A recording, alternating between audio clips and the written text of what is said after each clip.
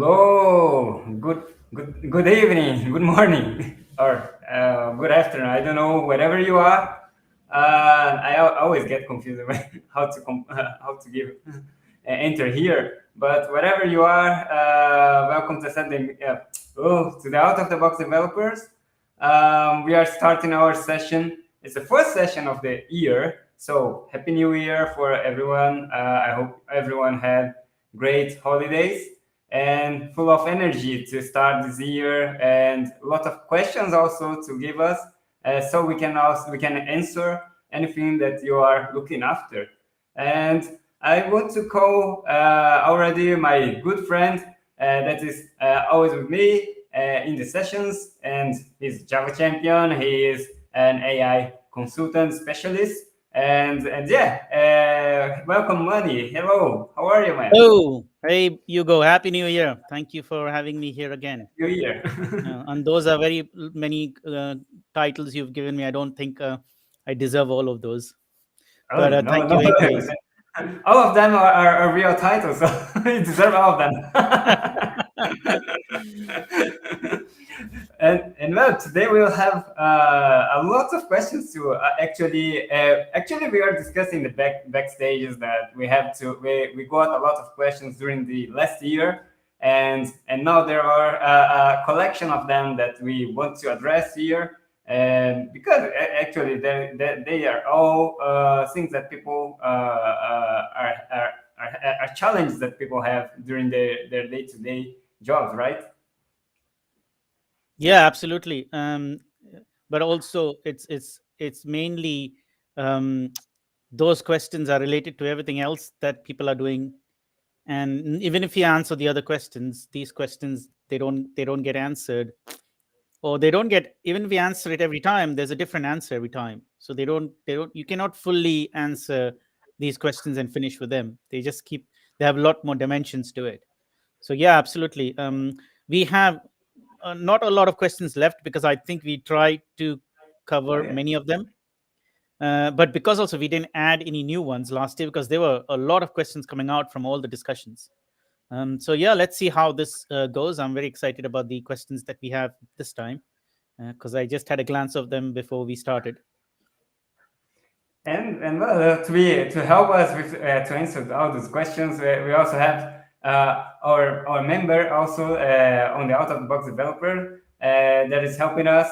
He's also a Java specialist. He was already an architect, manager. He put many hats through all the whole career, and he is now with us, helping us, bringing lots of great content. So I want to welcome Pedro. Hey, Pedro, how are you? Hey Hugo, thank you very much. And I think when you say so many titles there, I feel old. I know that. Okay. Yeah, there is no other way to get to have different experiences in during our professional life, right? And then, but yeah, I thank you and Manny to to invite me to be here. So I think we can have a good conversation today. Oh, thanks. I don't know what you guys have with titles. I will stop mentioning titles then in the future. You can And to never help win, us, right? If you yeah. don't mention, you can never win. If you don't mention titles, then it feels like, what? Only my name was mentioned. And if you mention titles, oh my God, so many titles. Yeah. Well, okay. So I will choose the last one then. And to help us also with this first session, we invited our guest. He is. I will continue with the titles, but he is a Java developer. He is also leader of the Soul Java community, the biggest community here in the world of Java. And yeah, so Gabriel, hey, how are you, man? Thanks for joining us. Hi guys, thanks to invite me and happy new year for all. I wish the best. And you say I don't have a lot of titles. I don't have a lot of experience. Well, but that's cool that you joined us to actually enter in these discussions and also bring your point of view about the questions that we'll be sharing right now. I'm kind of making some suspense about the questions, but this whole session we would like to talk about what we are all after these days in the market because of the boom of development is actually the source of our work. That is the good developers, right? Every company that works with software or that needs software are looking after good developers because well, that's becoming a high demand for a lot of business that we have nowadays. It, and all of this transformation of business being all business becoming how can I say a digital business. Yeah. It made this happen, right? So actually, I already have lots of difficulties in this topic in where I am working right now because it's really a challenge. We have the following questions: how we can start with how we can attract good developers in our project or teams. Because I'm a manager with a huge teams of developers, and it's all every time I have to interview people to bring new people to our team. It's always a big challenge because there are many good developers and they also have lots of good other good opportunities. So they will be competing all the time with other companies, and it's always there's a moment where some companies have lots of can bring and Yeah. give better opportunities than others. So it's always a challenge for me. I don't know if you guys have some experience with that. I would like to hear a little bit about this reality for you guys in the both sides, right? I'm a manager, so I can bring like management challenges, but as a developer, as a consultant. So how does it work, affect you guys? Oh, all right. And my point eight, or I hear my voice. Maybe have an echo. All right. It's fine. Yes, it's perfect. In my opinion, for get a good develops to project, you need give inspiration. You if you make a interview with a developer, you need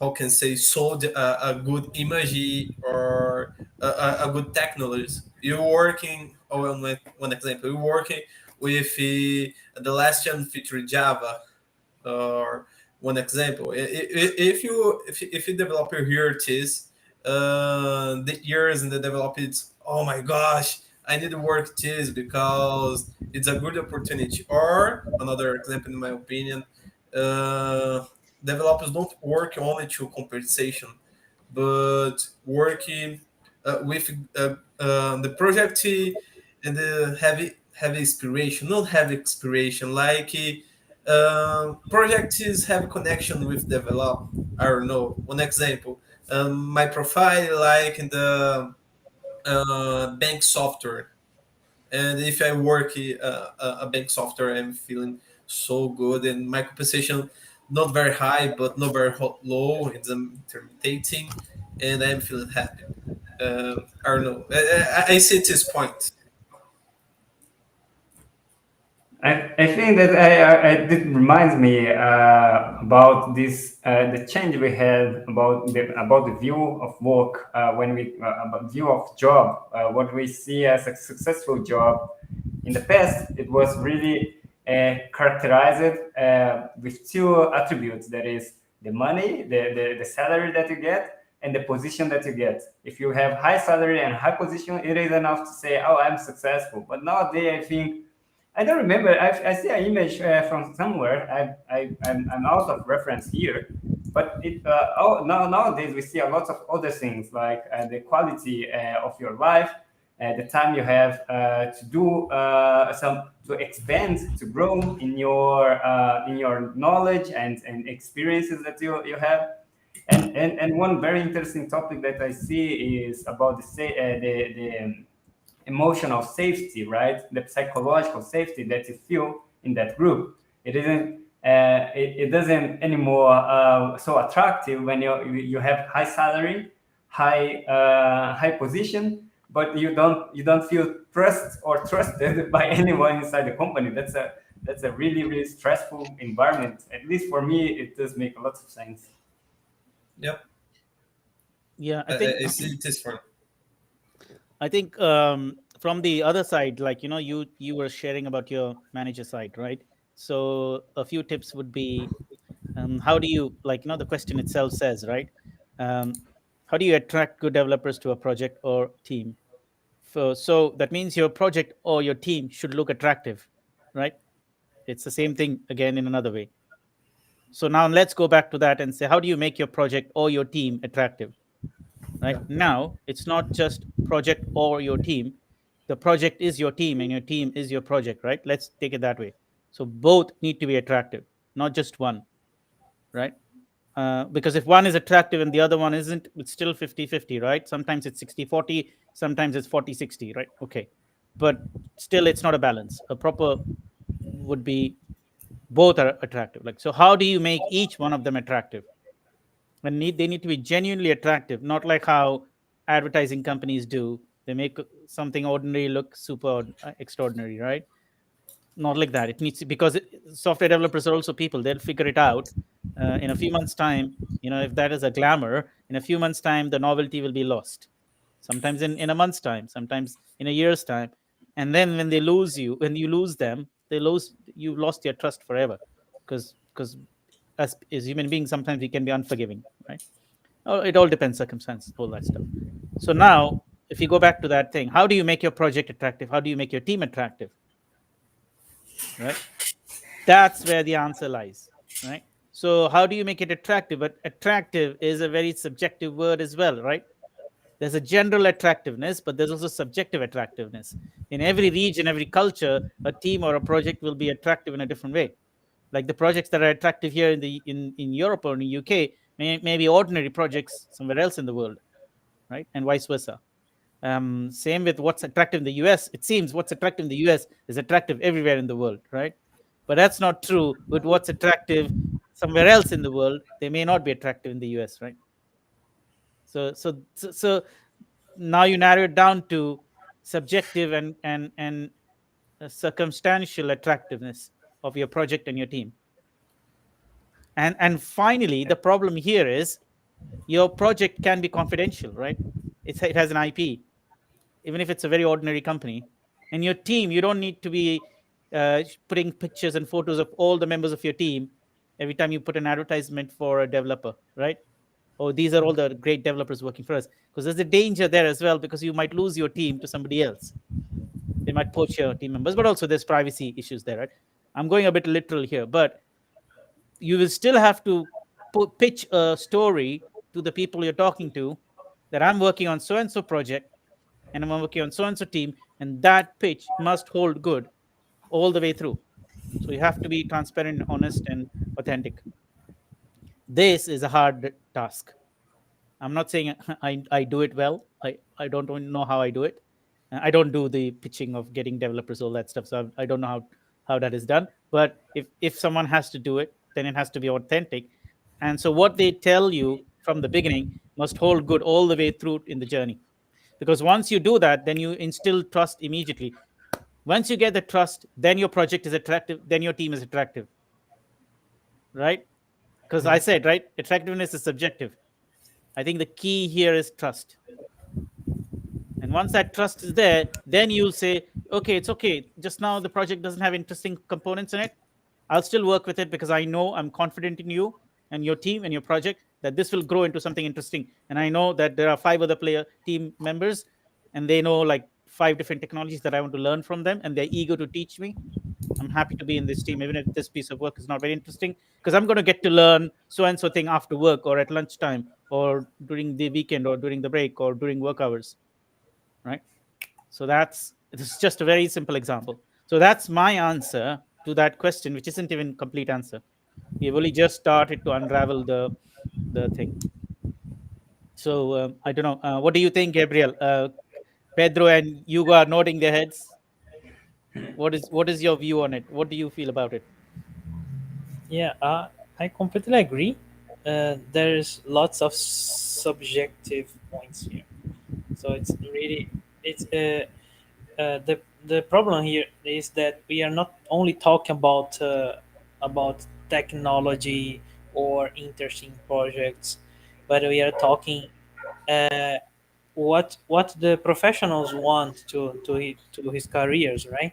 So, Exactly. for example, when there are lots of people that they are looking for something to work with some good and interesting technology, but what the interest technology that they like, not the interest technology that you like or the other people like, and other and there are lots of variables in this case.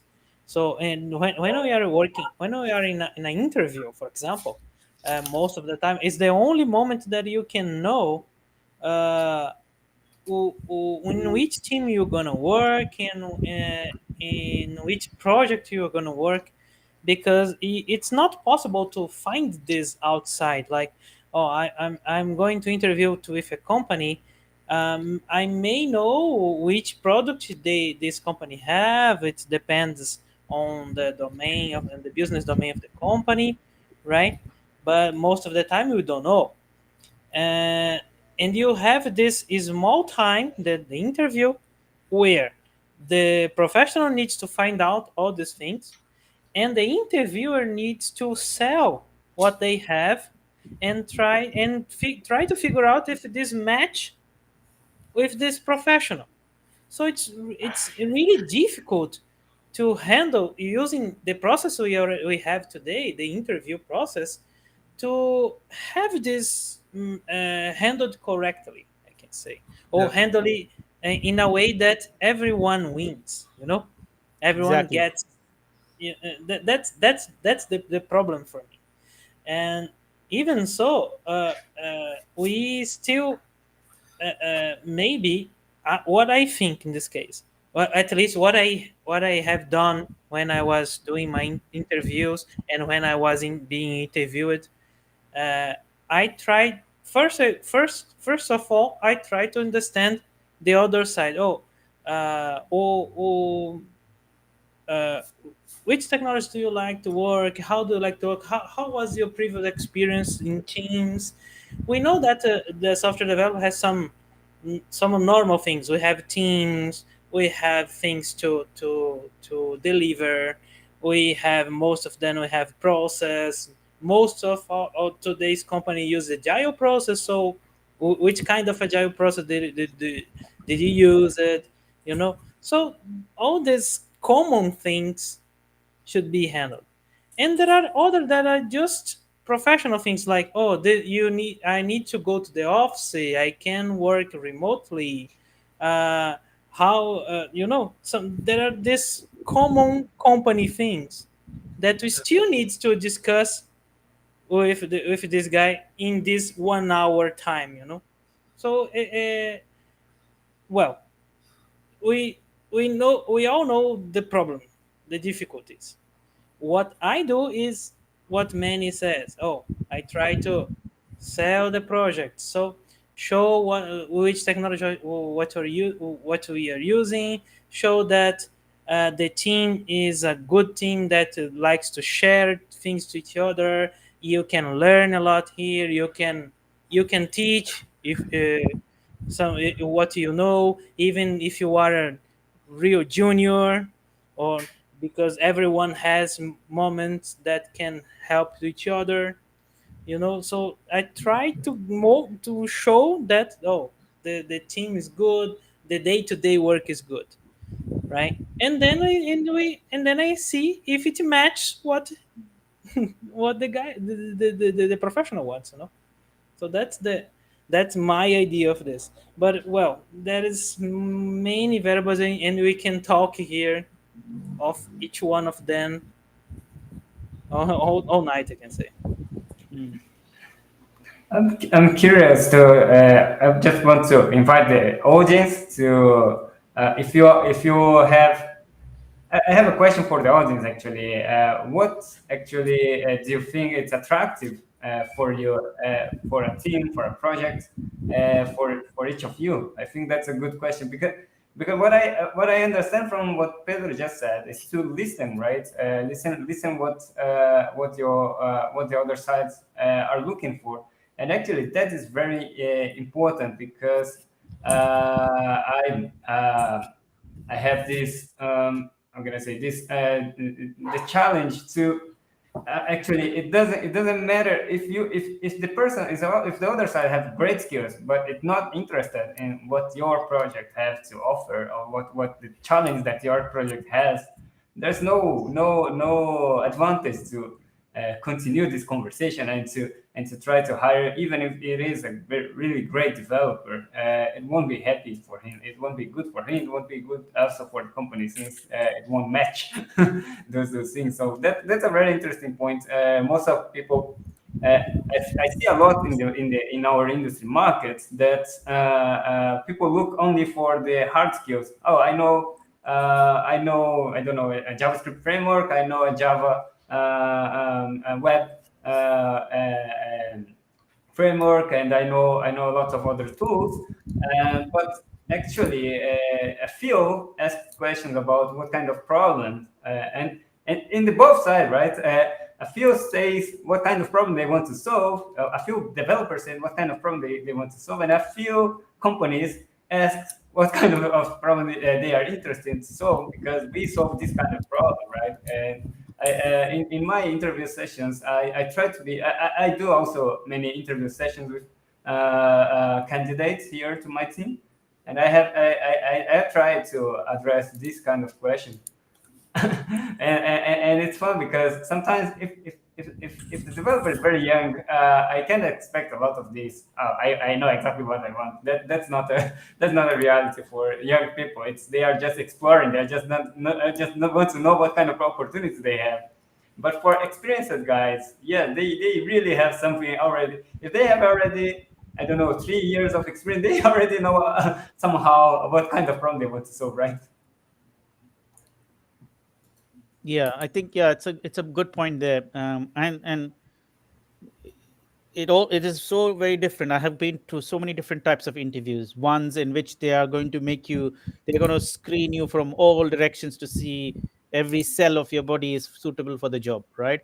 And then the other one, they'll just have a chat with you, and they'll get the confidence, the gut feeling, the intuition that yes, you know the stuff, you can do it. And that you'll be yet another who will have various levels of screening process, and in one of the screening processes you won't fit, and you're out, right? You got like 21 interviews with these big companies, right? Am I saying it right?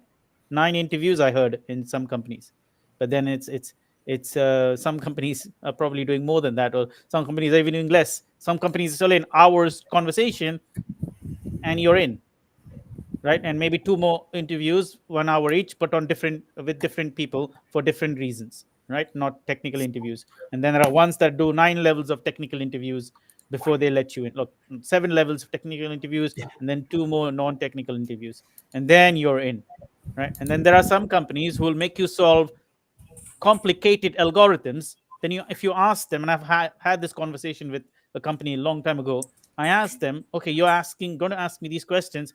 Are you using those kinds of things at your workplace? Are you solving those kinds of problems that you're going to make me answer questions of that nature? And they don't have an answer. So they are interviewing you for A, and they're using you for B, right? If you don't pass A, you cannot do B. So I don't understand that logic, right? It's not even practical enough. I mean, so I never went through some of those interviews because clearly they would say you have to go to do one hour of this, and we will check it out. And then I asked them, do you really work like this? When I finished conversation with them, like, does every developer in your company do all these steps? And actually, that's not the case. That's just an interview process. The steps are done differently in the company. There probably isn't a step. Like I ask them, do you put a timer on the table to say in 30 minutes, in 15 minutes, you got to complete this. Otherwise, I cannot merge your pull request ever. You don't tell them that, right? So that's what they And do. They give you you a 30 cannot minutes. go to Google, and you cannot look at in a book. Yeah, Yeah. yeah. And then everybody's got a different definition of clean code, right? Only their definition of clean code applies to your code base, and they won't even discuss it with you. It's a one-way ticket. They will tell you how it is. Okay, it's not good. Out. You're out. There are companies I know, they will discuss it with you before they say, sorry, we're not going further because I think all of these things, we have a difference in our way of style of doing. That's a little bit fair, right? Because they are kind of telling you where you are working differently than them, and that's possible as well, and that's acceptable. But then what if somebody just tells you in an email or a one liner, sorry, your code was not acceptable? Like, which parts of it will you give me an opportunity to also discuss it with you?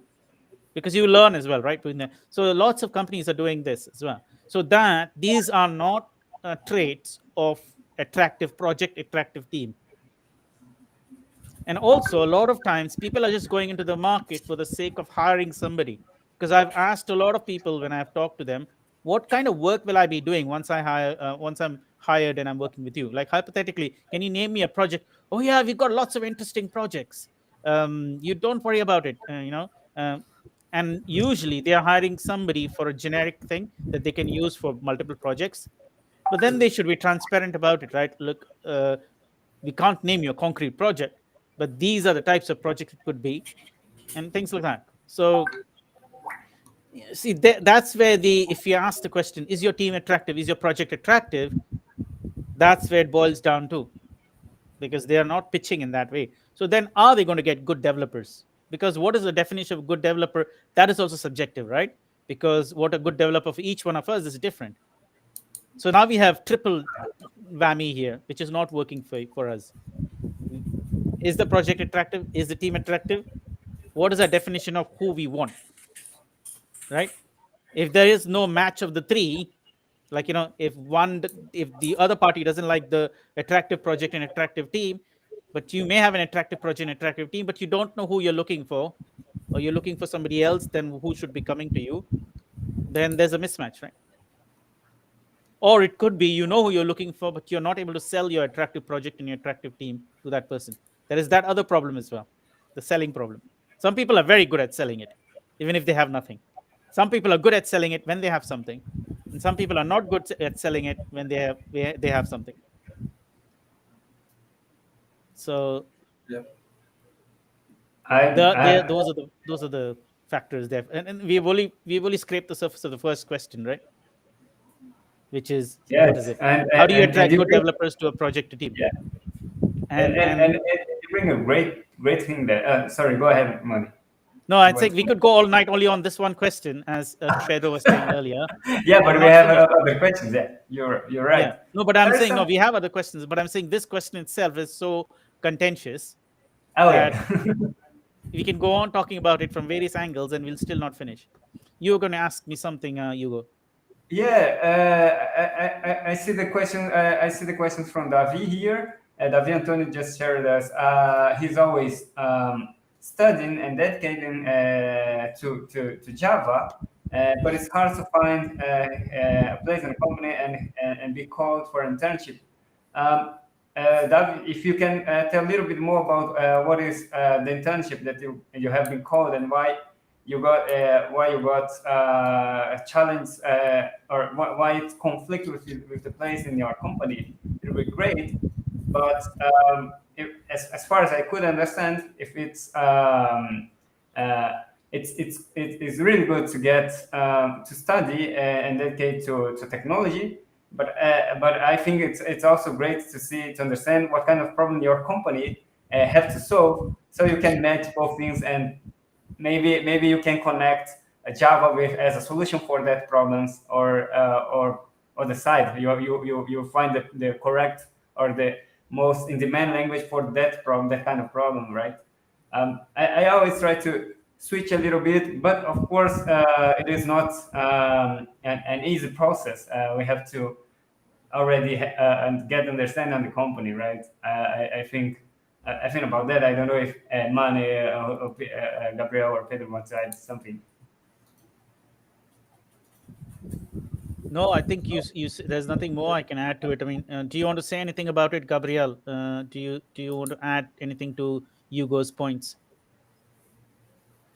Sorry, guys, my internet have delay here, and I don't hear all points that the Hugo say. Oh, okay. All right.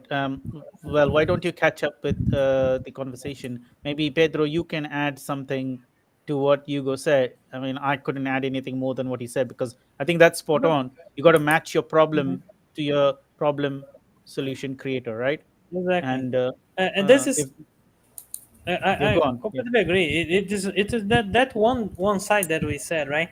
The the the interviewee needs to try to match what he knows and what he wants with the interviewer. The interviewer has a problem. Interviewer has a need, right? So when we're talking here about a match, is that exactly the both sides.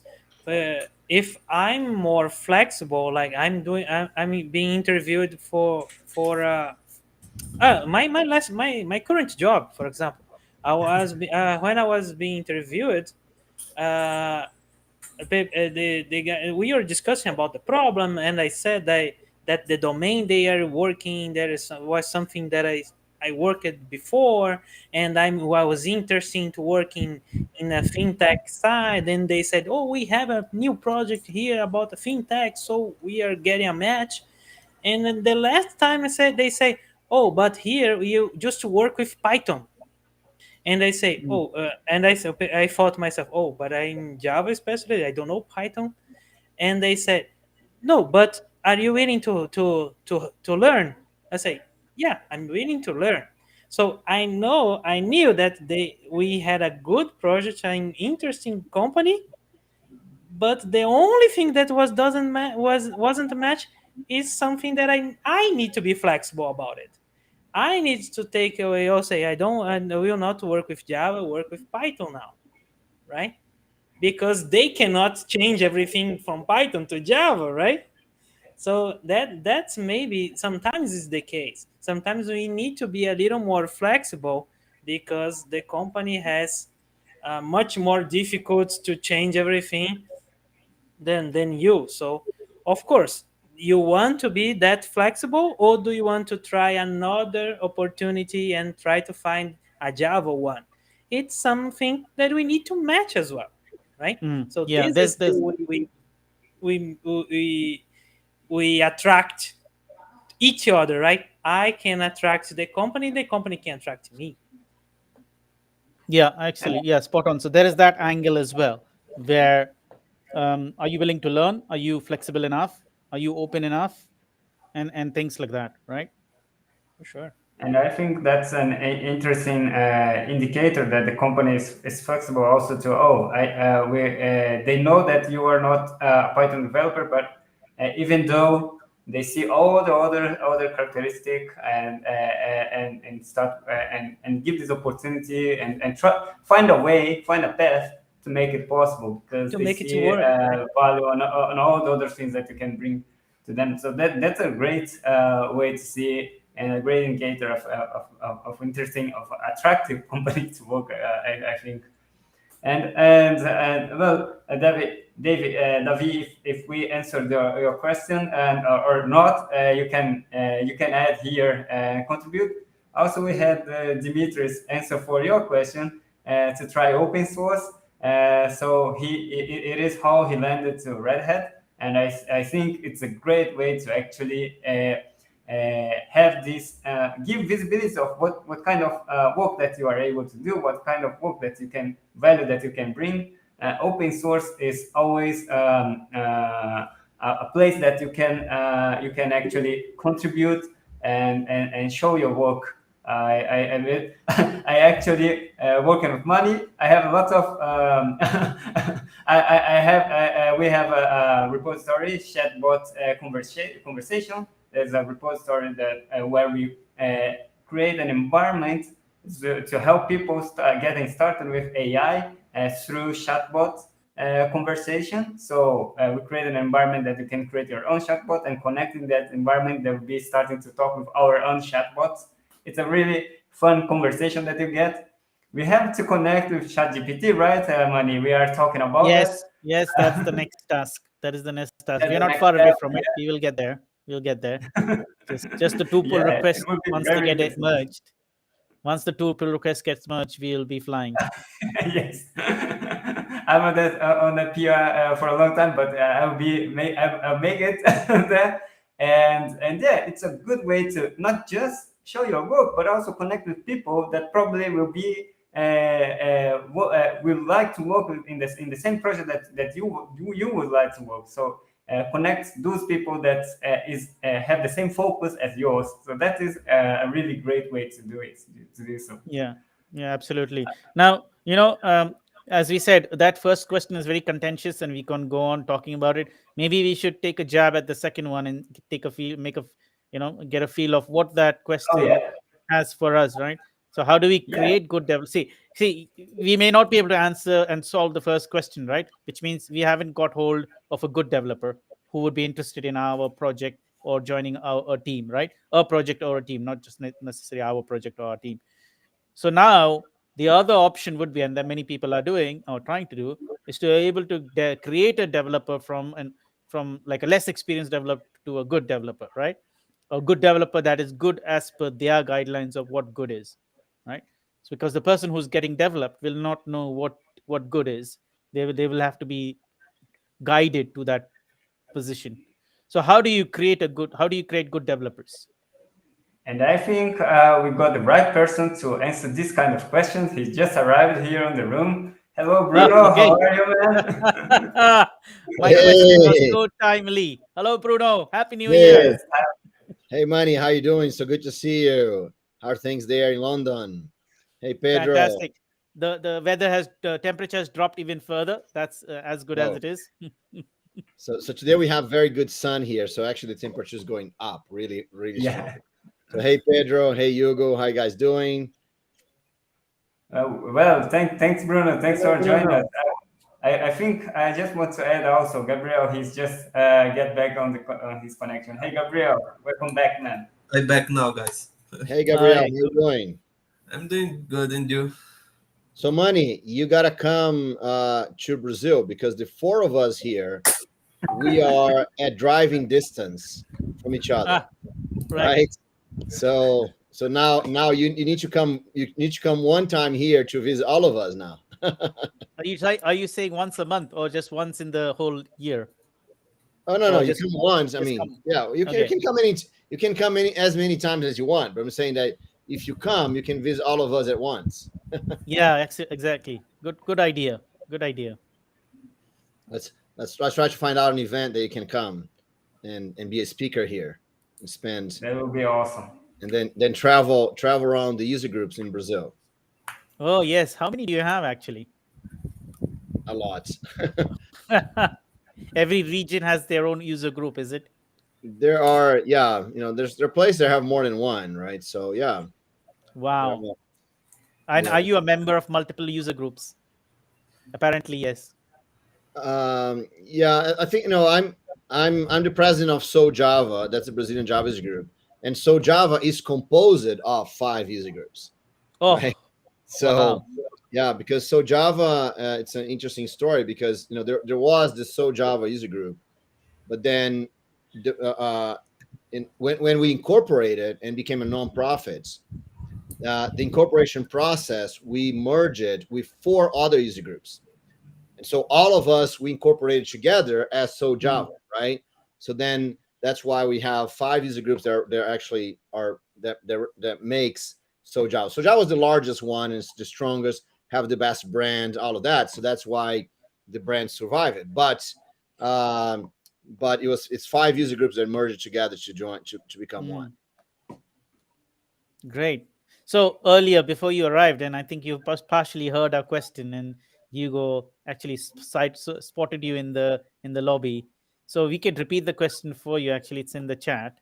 Yeah, let's repeat the question because we have we had some Yeah. some So discussion in the middle. the So question, we can the have a lot- question, yeah, absolutely. but The I was question. watching you guys. I couldn't join. Oh, okay. I was watching you guys for quite a while, right? So yeah, so All that right. has been Okay. discussion so far. You enjoyed the conversations? Yes. Okay. Okay. Great. So the question is how, and this is $1 million question for everybody all around the world in the tech sector. How do we create good developers? Yeah, that's a very that question. I agree with you, Money. That is $1 million question. Actually, that's probably a several $billion question Yeah. because the You can't developer put a price to it. You cannot yeah put a price to it. no, because the development industry is a huge industry worldwide, right? And we do have a shortage of developers. I think that the artificial intelligence tools we're probably going to make easier for more people to solve problems using software, and the no codes solutions also going to help with that. So I think there's going to be more people that will be creating code, right? But there always going to be a core of people that need to be really writing code to solve the biggest problems, right? I think that's doesn't matter how many developers exist, right? Using no code or artificial intelligence tools, I agree. always going to be someone that has to write the artificial intelligence tool, someone that has to write the frameworks that the artificial intelligence tool going to use, right? So so there is, and I think that I like I'm gonna since you dropped that question to me, I'm gonna say the 5 things that developers, that's what I call the five skills that a developer have to have, and then what can you do to build that skill on you or someone else, right? And I think that's one interesting thing is that everything that you do for you to improve, you can always help someone else to do the same thing so they can improve, right? So I think that the 5 steps or the 5 skills, umbrella skills that a developer needs is the first one is read code, right? Reading code, I think that's the thing that developers do most. It's amazing how many developers don't read codes every day, right? Or they only read the code that they wrote.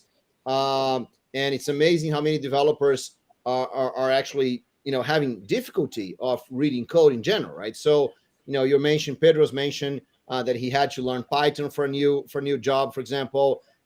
Reading code in different languages, right? That's reading code too, right?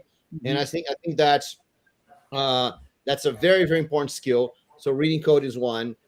Second skill is, of course, writing code, right? I think that being very good at writing code, I think is an important thing that we have to have, and that means being able to understand things like design patterns and understand best practice and understand clean code. All those things are under this umbrella skill, right? Also understanding algorithms and understanding all these are in this umbrella skill. And then the third skill, right? I think the first 3 skills are the skills that make you a developer, right? So the third skill is delivering code, right? I think that we are way past the time that we would just write code to be in the repository and we never actually get to see. And I work in many projects like this, right? That we work for years and the code was never seen the light of day because it was just, now that doesn't exist anymore, right? So the more and more it's your job as a developer to make sure that the code is in the hand of someone that's going to use the code, right? So that means understanding the whole cycle of software development, understanding CI/CD, and understanding things like cloud and DevOps and this kind of things. It's all part of our job, right? So those 3 skills make you a developer. The fourth skill is the most important one. You are a developer because you do number 4 by reading, writing, and delivering code. There is solving problems, right? A developer solves problems. And so even if there is an AI that you can just say, I want something, the AI is going to create all the code for you, you're still going to need the skill of solving problems, right? So that's going to still be important no matter what. So solving problems is an amazing, important skill. You are a developer because you solve problems by reading, writing, and delivering code, right? That's my opinion. And so, and those are skills about understanding the problem, listening, and pinpointing, debugging, right? All of those are skills around solving problems that we have to have. And the fifth skill that I think, right, that is not, it's not the most important one, because the most important one is solving problems, does not make you a developer, because what makes you a developer is reading, writing, and delivering codes, but is the skill that helps you grow in your career and have more influence, right? And that is sharing what you know, right? So, Demetrius here talking about open source, for example, sharing your knowledge through an open source project, mentoring people, having discussions, being able to present your ideas. All of this is important because software development is a multi-people, multi-skill, multi-everything thing, right? We have to talk. There's lots of people involved. There's all kinds of concepts involved. If we're unable to discuss and present and understand each other, right, it's really, really hard. So sharing your knowledge, it's amazing important. So my opinion. So now, answer. That was just the idea, right? So my opinion on the question on how do we build amazing developers, right? We help developers to do those 5 things every day, right? Because the only thing that builds a developer is the skill. And the skill, you only have a skill if you do it. If you don't do it, you don't have the skill, right? So someone said here before, I think it was David, that said, I'm studying, but I don't get an internship, right? Well, you got to do, David. I don't care what you're studying. I care what you're doing, right? So you should say, I'm doing all those softwares and I still don't get internship. And that would be a harder question to answer, because if you're doing all those softwares and you don't get an internship, that's probably not true, right? If you're doing lots of software, you will get an internship. That's why Dimitri said, go participate in open source, go do software, right? And that we're going to get you a job. So the solution is, how do we get people to do those 5 things every single day, right? How they can read code, write code, deliver code, solve problems, and share their knowledge every single day. And one example I always like to point out is a girl called Jennifer DeWalt, right? So if you can Google her, Jennifer DeWalt. She had a project called 180 days of code. So if you Google that, Jennifer DeWalt, 180 days, you're gonna find her. And so she was an artist, right? She did performance, nothing to do with software development. In her blog, you're gonna see a picture of her doing like a performance on a stage, right? So that's what she did. And she decided that she was gonna learn how to code, how to be a developer. And she put herself this 180 days. What she did in 180 days, every single day, she defined a problem to solve, right? And then she read code to understand how to solve that problem. She wrote code. She put that code available for other people to use, and she wrote a blog post, right? So she did that for 180 days. By the end of 180 days, she had got a job. She had got a partner to launch a company. And then after that, she launched another company, and she eventually got accepted at Y Combinator, the largest incubator of startups in the world, right? So she went from I don't even know what computers are to being a Y Combinator founder, right?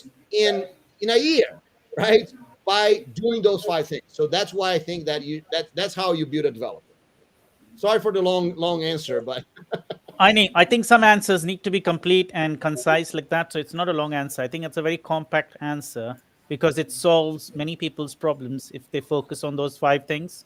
And it's interesting you say that, because I started my career only knowing how to write code, right? Not even read code, because reading code came later on. Just write your own code and understand your own code, and sometimes even not know how to read your own code, right? Yeah. That was 25, 30 years ago, right? And then I started to read and write code, and then I started delivering code, which was way later, because in the beginning, no one is really interested in your code, right? And you don't have your code to give to anybody. Then came, the problem solving came all along, actually. Somehow that problem solving was getting built every time I was getting from step 1 to step 3. But the sharing came only 10 years later. Because why would you share your code with anybody, right? In the earlier days, it was possession. I am very possessive of my code. I don't want to give it to anybody. I don't want anybody to see my code. It's secret, right? I think we all have had that, right? We all had It's that. only Yes. 10 years later when I discovered, oh, wow, there's this thing called open source, which means you develop in the open, you share your work in the open, others do that as well. You contribute to their work, and they contribute to your work, and they Right. even include your work into their systems, right? And that's when the fifth element opened up for me. And then when that started happening, then I started doing presentations, you name it, workshops. And I think you know the rest of the story, Bruno, because I think we've been in the journey around that time. At least I started my journey. My real journey started then, even though my original journey started even way before that. Mhm. But yes, I can actually see myself going through all those 5 steps in the last 20 odd years, from like step 1 to step 5. And I hope now I can call myself a good developer. uh, That's Still great. trying to do all of those things in a balance, but yeah.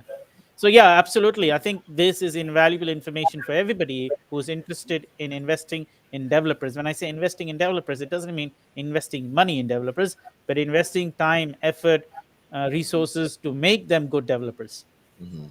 right? So absolutely, this is Yeah. yeah. And let me point out what Dimitri's saying here, right?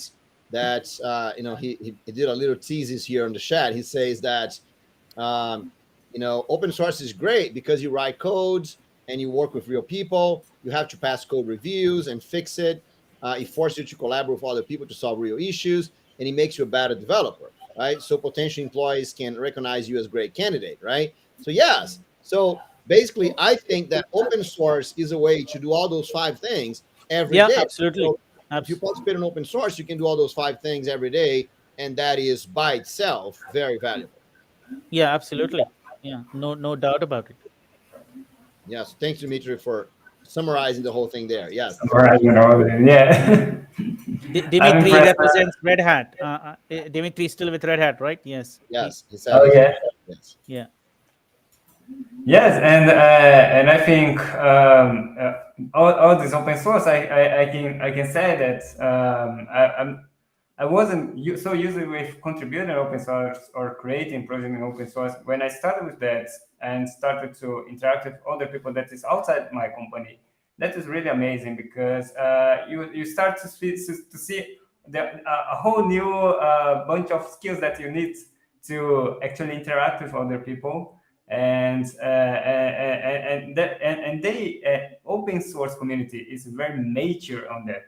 That's what I see, how advanced they are in contributing. They are so way advanced, and after having these contacts, I could bring a lot of good practice people do in open source inside company, and I think that helped a lot as well. So yeah, I totally agree with Dimitri. It is an awesome opportunity to to become better developer and also to raise a good developer inside your company. Absolutely. Yeah. I mean, there are a whole lot of companies that are only doing their business open source. Like they write all their code collaborating with all the developers in the world, and they create value added products around those open source projects. And a lot of companies are providing solutions on other open source projects as well, and not just the ones that they are developing. And so this is a huge market, and it's a growing industry, although maybe it's plateauing now, but even then here to stay for quite some time, because it's been done in such big numbers, and there's a massive growth anyways that keeps up the momentum going. I think that Bruno's answer was so complete that we had the difficult task to actually add something here, right? Yeah, I, I, I, I think of all the questions so far in that 12 months that we've been doing this, or 11 plus months, I think that question Bruno has just washed out in like 10 minutes. And we've normally never finished a question in 10 minutes. A but question would go on for the whole session. no, I think it's an interesting thing, right? Because we start saying that that's the $1 million, the $1 billion question, because I think it is, right? And one thing in general, this is not really about the code, not being a developer, But one thing in general that I really think that we should try to work with is, what is the largest problem that you can solve, right? So Davi was saying that he's, he accepting suggestions, indications, right? For example, so look around you and try to find out what is the largest problem you can solve, right? If you're just starting, the larger problem you can solve might be very small, right? Maybe the only thing you can do is just go and make your bed in the morning before you get out of the bed or the room, right? Mm-hmm. So no, maybe you're going to start with very small problems. But if you look around and you try to get the largest problem you can solve, right, then that's going to help you grow your career, because then you're going to, solving problems is the most important skill, right? So then you're going to grow. So that's why I think that we here, right, that we're more advanced. We've been working with software development for many years, all that. I think it's our responsibility to look at what is the largest problem that we have, and then try to solve that, right? Because because if developers like us, if we're just doing CRUD systems, right, that's we are underusing our abilities. So I think, and for me, solving that question that you guys ask it, right? It's extremely important problem, because it's $1 billion question. I mean, that's a problem that everyone have, every single developer. Uncle Bob says that every 5 years we double the number of developers, right? So every 5 years, half of the developers are going through those problems, right? And so so I think that's a problem that we as an industry have to tackle. And there's a lot of people doing it. There's a lot of tools out there, a lot of websites of people try to solve this. But the more we understand what the problem is, the better it's going to be for everyone. So I think that's why, the more we can focus on a right answer and go after the right solution, I think that's better for everyone. Yeah, absolutely. Yeah, there's no point beating around the bush and making it sound it's very complicated, and I'll give you some answer now and I'll give you another answer later on, or it's a long answer and it's hard for anybody to understand. Yeah, I think like the answers you've given really help people think about it and move forward with it, which is what the saying goes, right, that Hugo wrote the other day: let's think outside to get further. Yeah. Exactly. So I mean, that's why you got to think outside the box, right? Yeah, absolutely. I think we've done justice to that question, right? Like, I mean, we can't go on repeatedly saying the same things about that question, and I think it brings us to the next one. That is, then this is quite important as well. How do you sustain and keep good developers from being poached or losing them because they grew too quickly or other reasons, right? So it's a multi-packed question. It's got multiple layers to it. So yeah, maybe you found good developers, maybe you found some good developers and you created some good developers, or maybe you spent all your time creating good developers. All of these three combinations or options are still your assets, right? That you nurtured, you developed, you invested in. Now you want to keep them, right? How do you keep them? So a good way to tackle that question, I think, would be, if each one of us would say, what would keep you in your company right now? I mean, what would make you not leave your job, whatever job you have right now, or job in the future, right? So, so how about we start with Gabriel? So Gabriel, you're probably the youngest of us here, right? So for your generation, what would make you never leave your company? Dimitri is saying pay them more, right? That's a good goal. Yeah. That's one incentive, okay, but there might be more. In my opinion, it's motivation. If you have a good team, you learn more and more, and you grow.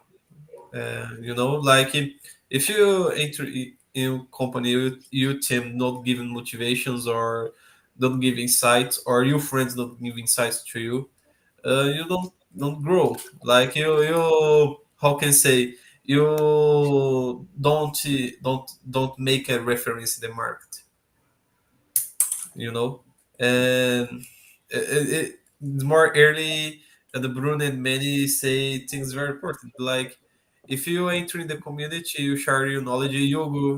I think you share with you guys here in the community. It's Jennifer White. It's I create a blog post with 118 and days and create website. Like if you show your knowledge in internet, you create the opportunities. Like if you don't see, you don't remember the persons, and I think this is my idea. Okay. So good. So no, being motivated, working a good team, right? Having opportunities to grow. That's a good point. Like today, I like this. I created the content and help my team. I give motivation my team, and I grow. Like today, my teams see me like a great person Hmm. because I give motivation and I try and put new technologies and new partners in the project and try make a good develops in my team. Okay. And go ahead. I don't know. I Cool. don't. I don't say more. Yeah, That's I awesome. don't That's have great. more words. So who wants to go next? Pedro, do you want to talk a little bit? Yeah, well, I can. I'm not in the beginning as Gabriel. Like, so after some years, we think about lots of things when we think, oh, I want to stay in this company, right? But my case, I think when Dimitri said pay them more. But the money is one of these things, right? Mhm. We need to be uh, to to to to be comfortable with the money we're making now, or if you want to go more, right? We need to negotiate that, and then you and have it in your mind. Say, I will stay in this company, even if I don't get that money, or I will leave this company to try to get this money, or may I negotiate that? So then Bruno is much more uh, ha- has much more content about this negotiation part, but the money is really important in this case. When you are growing and the developers grow fast, right? The money and here in Brazil, at least, the money starts really low to developers, and then and the range is really big, so we can start from one, like a minimal salary, and goes to 20 times that, right? So we have a really big range on this. So that's why sometimes it's difficult to follow this different ways that developer salary grows here in developer careers. At least from the juniors to the mid levels, when the other part is the development, I can say.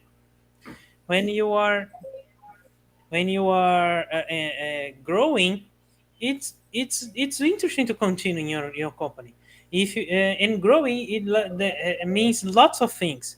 Means experience, means knowledge, means sharing, means uh, trust, means many things. So I think when you look all these things and try to understand what do you like or do you want to your career, and you can see, oh, the company can I can have use this company to continue growing, you can stay, right? So I think the for the developer point of view, it's important to you to understand what do you want for your career. This is really important, and get this focus uh, to make a better decision for you. Yeah, you say a great point. Like get where you went go. Like if you want to a senior develop senior or senior engineer, you need how can I say get to this road. And if you get another word, like yeah, it's more difficult to get to objective, and this is very true. Like if you don't define you objectives, you don't grow. In my opinion, like I am example, which is I don't have objectives. I don't have plans in the past, and I don't grow. Like I worked more or less 3 years in the company, and I don't like I don't like my job to past. But I create my objective, work inside this, and now I work with software engineer. I work in a good company, and I work with the things I like.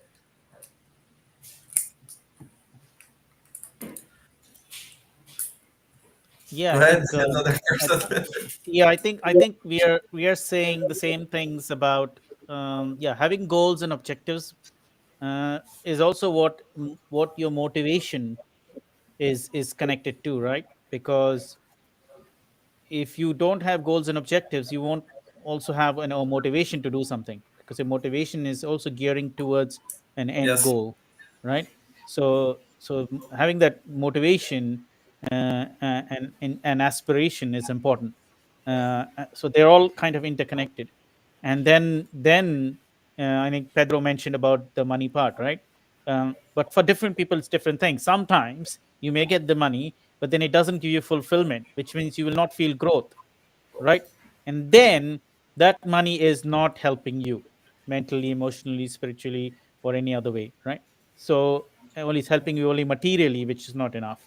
So there has to be that balance, right? Well, like, but for some other people, it could be they want autonomy, right? Because they feel growth when they feel they're given autonomy to do certain things, of course within reasons, right?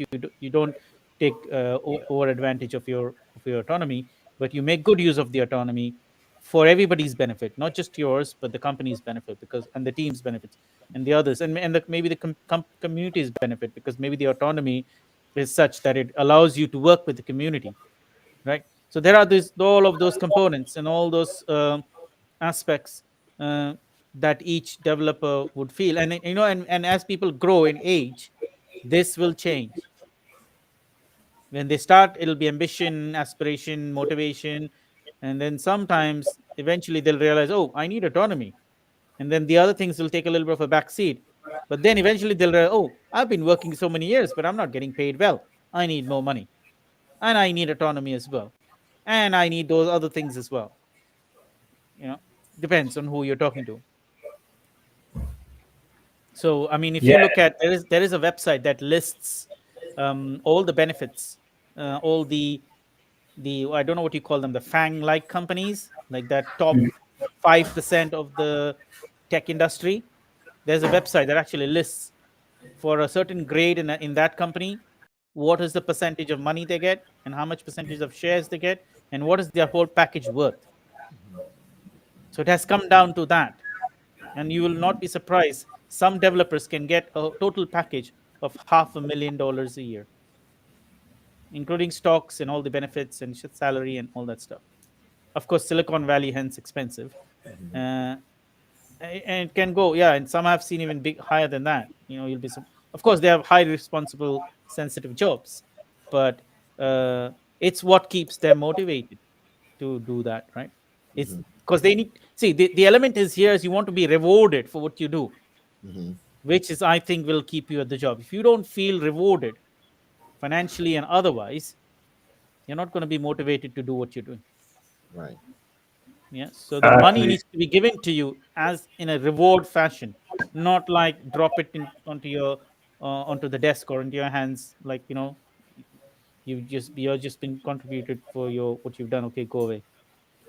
Right. Yeah. So Yeah. that's. Oh, go ahead, you go. Oh, sorry, sorry, brother. I just want to add my point before before I lose time in here, but I think what Manny said is really connected to what I think for me, at least I feel important here is reward or recognition about the work that I do. And if I feel I'm rewarded, and not just rewarded, but also myself, I feel that my skills is impacting in a positive way, and I actually am useful or helping the company grow, or any other thing that I'm doing. I think it doesn't matter if it is inside a company or in your own company, or in your own business. But if I have this, I think three things connected. That is the recognition, the impact, and the usefulness of my work, and the trust between the people that I'm working together. I think that there are three elements that I feel, if they are all aligned, I feel very comfortable where I am. But of course, what Dimitri says, he said a lot about the money and the reality where when you are alone, you cannot worry at all. But when you have the family, you are. It is the most important thing because you are doing for your family, and you have more important thing than you yourself fulfilling your own desires. So yeah, that's true. I think once you have a good salary, don't have to be the highest salary in the market, but you have a salary that is rewarding by your work, that is uh, uh, good for the work that you do, and it's enough for your family. Then I think there's that is the three element that I usually put to myself as, oh, it's a good place, or not. So, Bruno, you can add here. Yeah. So no. So just gonna say, first of all, what Hugo was talking about in terms of Dimitri. Dimitri says something that's very powerful here. It says because it's hard to explain to our daughter why it's better that dad has an interesting job, but just she doesn't have good insurance, right? So well, you know, explain to your daughter that she doesn't have a good insurance. That's hard enough by itself. But I think that I have a friend of mine that I talked to him a few years ago, and he was all happy that he had changed jobs to a very interesting job, that he would do things, work with new technology, and it was all good. And he even said, and then at one point in the conversation, said something like, "Yeah, man, I'm so excited. I even got a pay cut to accept this job." And I said, "Okay, that's awesome, right? That's exactly what Dimitri's saying, right?" So, and then I was asking, "How is your family feeling about you making less money right now?" And then he said, "Well, yeah, it's a little complicated because we had to move to a more dangerous part of the city because I didn't have enough money to pay the apartment, and I had to change my daughter to another school because we couldn't pay for her school." And I said, "Is she happy?" "No, she's not happy, because she can't play outside. Her friends are no, she's not with her friends anymore." And I said, "How's your wife?" And she said, "Well, my wife cries every day because of the situation." And I said, is that work really worth, right? So no, so yeah, there is I think that when you're trying to uh, get a developer, because the whole question here is how do you keep the developers, right? So the first thing you have to know is if what you're paying is enough for that developer, right? If you don't understand what the needs of your developer, if you're not talking with them, if you don't see their problems, if you don't see what the dreams and what they want to do, and what are the things that they can't do because they don't receive the money from you, right? You're going to be completely in the dark, right? You're going to hire someone that will try as hard as possible to get out of where you are, right? Same thing that if you don't do this in a constant basis, understand the needs of people, understand how they're growing. You get someone in your team, for example, that has a newborn in the family. right? And they're trying to get in a better apartment, right? Or you have someone that is growing and is a speaker and wants to go to an international trip. I mean, if you don't see those things on your team, on your people, right, and you don't help them get those things, by one of the things is giving them more salary, right? Then they're going to leave, right? Because it's going to be a point that they're going to say exactly like Dimitri. Look, man, I cannot stay here because my daughter is suffering. My wife is crying. So I'm going to leave. I don't care how good the job is. I don't care how interesting the project is. I don't care how amazing the team is. I cannot sustain my family. So I'm going to leave. I'm going to look for something else. And he's not going to tell you, of course, right? He's just going to leave, right? And so I think that consideration is a consideration that the companies have to have. They have to be, it's not about, oh, yes, we have this plan, this growing plan, all that. No, it's about people. It's about understanding what the dreams of people have. If they can have amazing dreams, right? Amazing dreams. And at the same time, they can see those amazing dreams fulfilled while working for your company, they don't have a reason to leave. Absolutely. Right? The only reason, the only moment they want to leave is because their dreams are bigger than your company, right? Yeah. And then they have to leave, right? So understanding the dreams of your developers, that's an important thing to begin with. And among all this, for me, and I'll answer the question for me, what makes me stay, right? I have a very specific thing that makes me stay is autonomy. Yeah, you have a good boss, I'll say. Right. So I mean, I do a lot of things and I get involved in things that I like to do, right?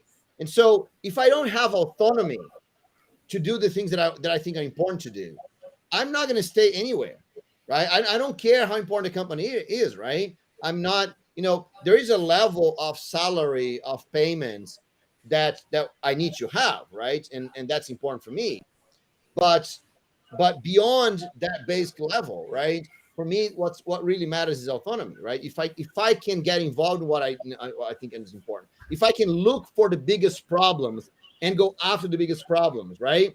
Then I'm happy where I am, even though there are other companies that could pay me more, but I'm happy in what I am, right? So for me, I was having a conversation with a guy, Silvio Meira is like one of the big guys in the IT in Brazil.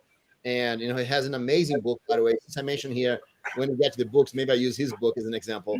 But, he has an amazing book. And we're talking about, and he told me, Bruno, you know what's the biggest problem in the IT industry in Brazil? And that was like, tell me, because that's what I want. I want to find out what's the biggest problems that I can solve. I can help solve at least, right? And so he said, it's the lack of leaders. And then he said, not the lack of bosses. There's too many bosses in Brazil, right? But the lack of leaders, the lack of people that take responsibility. Two things on his phrase, right? First of all, he equated leadership as taking responsibility. That for me was mind-blowing, and I totally agree with him, right? But the second thing is that we lack those people in Brazil. So I stopped everything else I was doing. And I said, I'm going to work with career to help build leaders.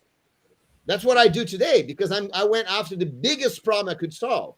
I'm still solving a small scale, right?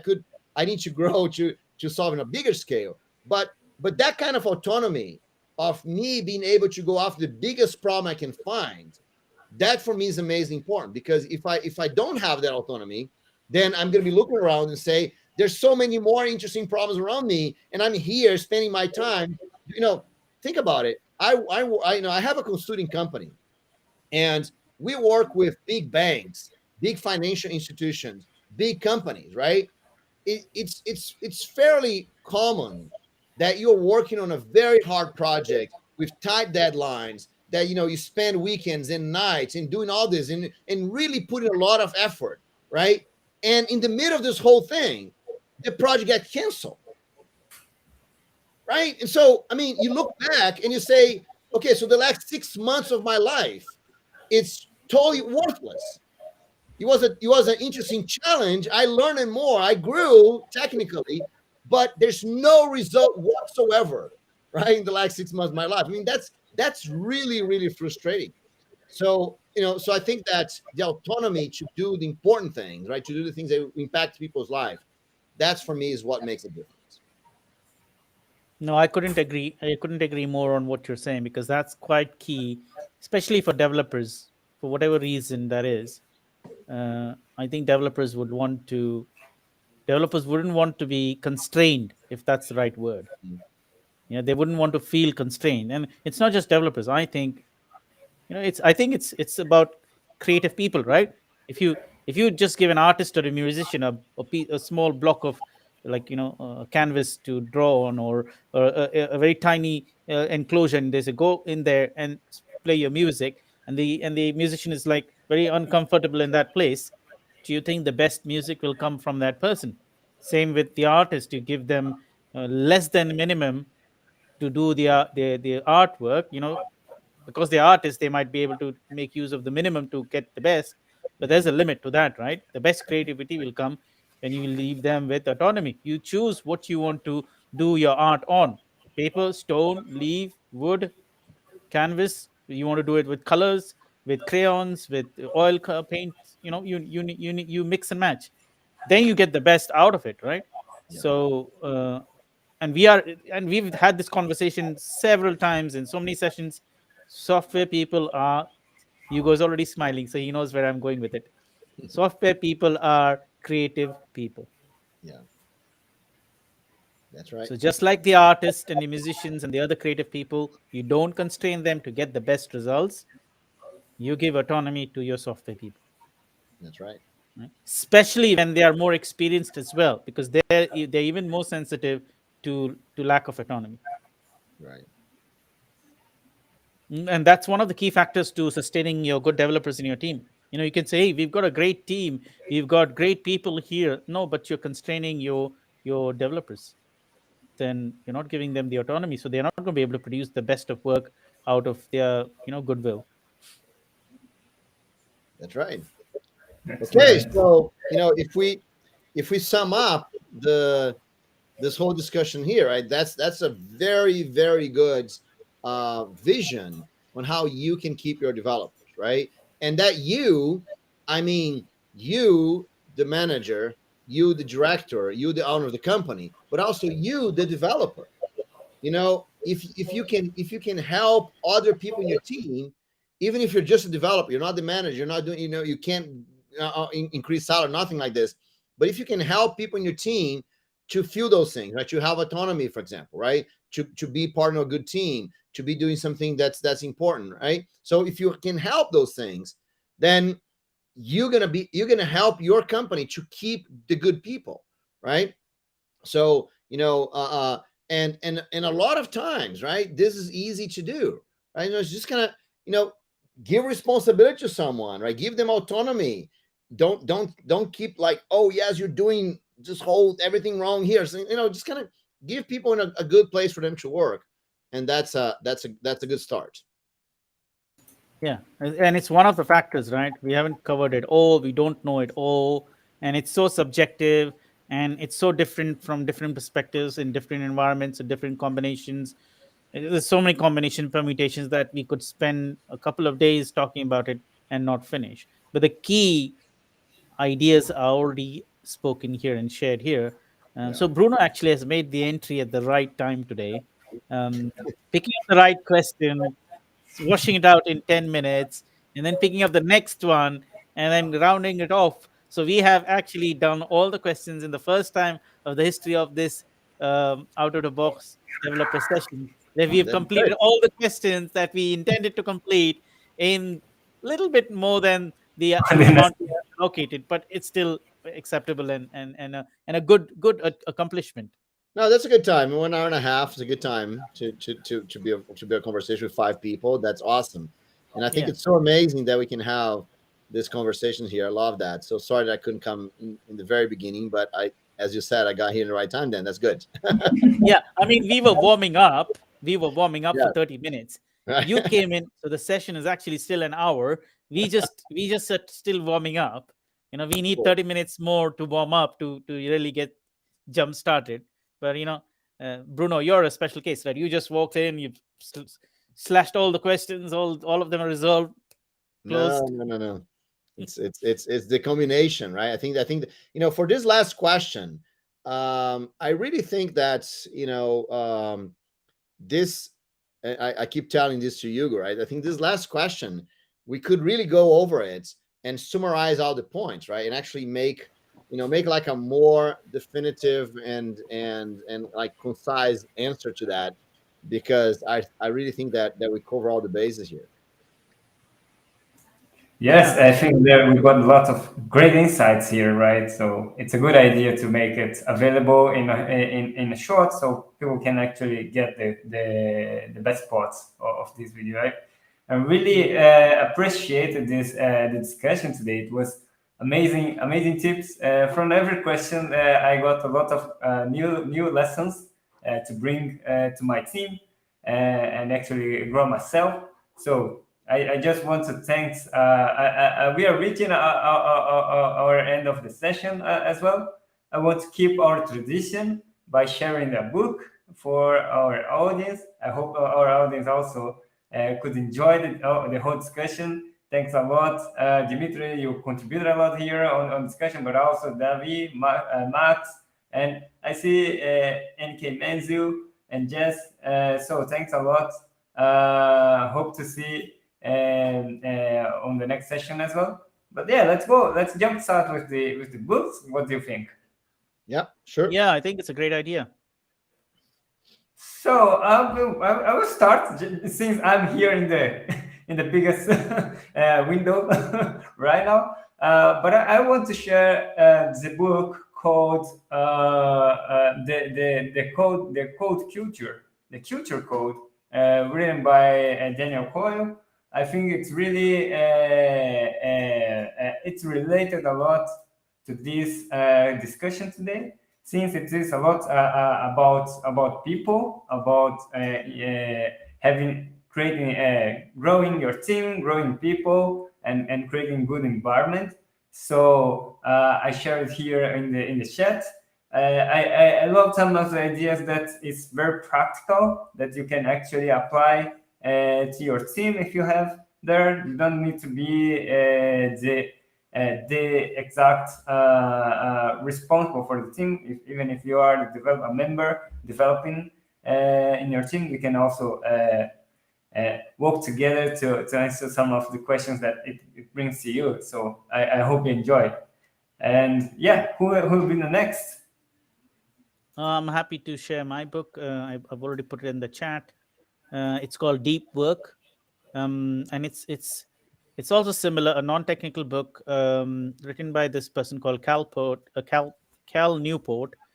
And I've read this book quite a few years ago now, and I've also used the material from the book in my presentations because they are so impactful, that what he shared. And he's given a lot of tips, and especially it's for technical people like us who spend a lot of time behind computers and through smart devices and listening to notifications, that our concentration levels and our focus levels are not really there to that level. When we are doing work, we're getting constantly distracted with notifications and social media and all those kinds of things. And he's actually gone all the way to the other side, where he's actually detoxed himself from all of these things. And the book is a great book to find out how he has done it. It's not a lot of pages to read, but every paragraph you read in there, every chapter you read in there, there's a lot of takeaways. So I highly recommend the book. Great. And I have one education today. It's 100 gold lessons. It's not a technical book. It's more soft. Give 100 tips to grow your career, like show difficulties in the career in the software engineer. And I like this book. It's helped me a lot. Amazing, Gabriel. Cool. And that's a book from Rafael Del Nero, right? Yes. Yes, it's good. So Rafael Del Nero is a Java champion. That's a great book. I helped him review that book. And Rafael was here in my house, right, just last week. And hopefully you're going to meet him again, next weekend. Actually, Money, unfortunately, you are not at driving distance. But we're gonna have a couple of people coming from out of the town next week. So Gabriel, I know Rafael is gonna be here, so hopefully you can come. Gabriel, you, Pedro, and you, Hugo. I'll go. Meet everyone on next, not tomorrow, but next Saturday, right? So yeah, so Rafael's gonna be here. That's great. Any chance of having as a guest on our next session or the session after that? Rafael He Donero, doesn't have to drive anywhere for that. Yes, you should invite him. That's great. Yes, I we'll talk to him for sure. I will leave it to your good hands, yours and Hugo's good hands, to have that guest come in 2 weeks from now or 4 weeks from now, whenever possible. That's good. Awesome. I'll talk to him. Yes. Thank you. Amazing. So he's there near you, by the way, right? He's in Dublin. But Oh, he's is it? yes, but he's visiting his family here in Brazil this week. Ah, I see. Pedro, do you want to share your Great. book? Yeah, I'm sharing this book. It's called Procrastination. It's in Portuguese, right? It's a Procrastinação, Guia Científico sobre como parar de procrastinar, like procrastination, right? And well, the idea is to be like discuss some scientific talks about procrastination, how to handle that, and how to stop doing that, right? So it's a book that I found it in Kindle Unlimited. I have the signature for Kindle Unlimited. I think it's really worth it. There are lots of not good things there, but there are many good things, and this book was a good one, and I think it's worth sharing it here. Anyone who has Kindle Unlimited can get it for free, but it's not expensive. Okay. Great tip. And now I think it's Bruno's time, right, Bruno? Right. Okay. So I have two books. You know, since Pedro mentioned book in Portuguese, I was going to mention a book in Portuguese. So I'm going to do two books, one in Portuguese, one in English. Right. So my Portuguese book is the book from I just mentioned here, Silvio Meira. Right. So that's the book right here. Is New Business in Brazil. Right. So he talks about startups in Brazil. Right. So that's a great book. It's a very fun book to read. You know, he goes over absolutely everything that you need to build a new business. Although it is in Brazil, but you know, it's you know, you work for any kind of business you're gonna do. Very, very good book done by one of the guys that kind of helped build the software industry in Brazil, and he's an investor, right? So really good book. I put put the link right there. You can get that. Interesting book because it has this large format here, right? I like books with large formats and big letters and things like this. And what made me remember that's my book. It's also big format, right? So that's my book. We're also big letters, right? So and that talks exactly about the discussion we're having here, right? So how to be a great developer. So that's the second book. I put the link there in the chat. Is the best developer job ever. This is in English. You can get this book on Amazon. It's extremely cheap, right? And then you know it's also on Kindle Unlimited, so you don't even need to pay if you don't want to, right? So the best developer job ever. 5 steps for you to have a dream job and high salary and career freedom, right? Because I do believe freedom and autonomy is important for you. So I wrote a book with the steps that you can get that. You meant to say economically priced, isn't it? Economically priced. Yes, very, very, very easy to buy, right? You know. Yes. And if you have Kindle Unlimited, you don't even have to pay. So that's great. Yeah. You know, because if you introduce your book as very cheap, it doesn't sound doesn't sound very good, right? Yeah. It doesn't sound very good. So you want to say very economically valuable. priced. It's you know for the value that the book gives you, Yeah. right? It's you know it's Value the for money. Price, Yeah. The price is very low because the value is awesome. Yeah. We agree. So that's it. Great. All the 5 books dished out, shared with the network.